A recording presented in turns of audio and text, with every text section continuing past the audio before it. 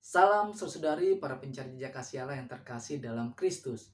Saudara-saudari, Paulus merupakan seorang rasul yang sangat terkenal di kalangan umat Kristen. Paulus dibesarkan dalam didikan agama Yahudi yang taat. Paulus merupakan seorang murid dari Gamaliel, yaitu seorang rabi yang juga dikenal sebagai guru agama Yahudi dari golongan Farisi yang terkenal pada masanya. Di usianya yang muda, Paulus sudah menjadi seorang guru agama. Selain menjadi guru agama, Paulus juga mempunyai keterampilan membuat kemah. Keterampilan tersebut dia gunakan sebagai pekerjaan untuk mendapatkan uang dalam memenuhi kebutuhan hidupnya. Bagi Paulus, menganggap seorang yang mati di kayu salib sebagai Mesias adalah penghinaan bagi Allah. Tidak mungkin orang yang dihukum mati di salib menjadi Mesias. Dalam pandangannya, orang yang diselamatkan adalah orang yang mentaati hukum Taurat. Orang yang dihukum mati adalah orang yang berdosa yang tidak mungkin mendapatkan keselamatan. Oleh karena itu, Paulus menganggap pengikut Kristus adalah orang-orang yang sesat, yang menyesatkan orang-orang Yahudi. Oleh karena itu, Paulus berusaha menghentikan ajaran tersebut. Paulus mengejar-ngejar pengikut Kristus, membunuh mereka, memasukkannya ke dalam penjara, dan dengan izin dari para pemimpin Yahudi, Paulus melakukan hal-hal tersebut tidak hanya di Yerusalem, tetapi juga di luar Palestina. Namun dalam perjalanannya ke Damsyik, Paulus berjumpa dengan Yesus. Iya, Paulus berjumpa dengan Yesus yang bangkit dari dunia orang mati. Sejak perjumpaannya tersebut dengan Yesus, Paulus menjadi pengikut Kristus dan mendapat tugas khusus dari Yesus untuk menjadi pewarta Injil kepada orang-orang non-Yahudi. Paulus tinggal bersama-sama dengan jemaat Kristus sebelum memulai mewartakan Kristus. Pada awalnya, para jemaat tidak menerima Paulus. Karena apa? Karena dia menganiaya para pengikut Kristus. Namun atas campur tangan Yesus melalui Barnabas, para jemaat pun akhirnya menerima Paulus. Dalam mewartakan Kristus, Paulus pergi dari satu kota ke kota lain untuk mewartakan Kristus dan membentuk jemaat.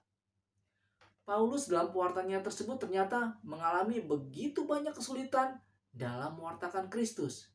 Dia pernah dijebloskan ke dalam penjara, didera di luar batas, disesah, didera, dilempari dengan batu, mengalami karam kapal, terkatung-katung di tengah laut, mengalami bahaya banjir dan bahaya penyamun, bahaya dari pihak orang Yahudi dan dari pihak orang-orang bukan Yahudi, bahaya di kota, bahaya di padang gurun, bahaya di tengah laut, dan bahaya dari pihak saudara-saudara palsu. Dia juga mengalami kurang tidur, lapar, dahaga, kedinginan, dan sebagainya. Namun, Paulus yakin bahwa wafat Yesus di salib dan kebangkitannya merupakan sumber iman Kristiani. Oleh karena itu, penderitaan yang dialami oleh Paulus dalam mewartakan Kristus dianggapnya sebagai turut serta dalam penderitaan Kristus dan memikul salib Kristus. Kristus telah membuat Paulus sebagai alatnya untuk memberitakan Injil. Paulus adalah alat di tangan Kristus bagaikan cangkul di tangan seorang petani. Demikianlah Paulus di tangan Yesus. Cangkul ketika digunakan untuk menggali tanah seringkali membentur tanah yang keras dan bahkan batu. Karenanya cangkul tersebut bisa patah dan rusak. Paulus tidak takut akan penolakan dan penderitaan yang dialami. Baginya, hidup adalah Kristus dan mati adalah keuntungan. Saudara-saudara terkasih, Paulus adalah teladan yang baik dalam mewartakan sabda Allah. Hal-hal yang dapat kita teladani dari Paulus adalah pertama, dia adalah alat di tangan Tuhan yang dapat Tuhan gunakan kapan saja dan di mana saja. Kedua, Paulus tidak pernah menyerah dalam mewartakan Kristus, walaupun mengalami penolakan, kegagalan, dan penderitaan. Dia menganggap hal-hal tersebut sebagai ikut serta dalam salib Kristus. Ketiga yang paling penting adalah melibatkan Kristus dalam mewartakan Kristus dengan memohon untuk selalu dibimbing oleh Roh Kudus dalam pewartaan kita. Saudara terkasih, semoga kita semua selalu diberkati Allah dalam mewartakan Kristus dalam kehidupan kita.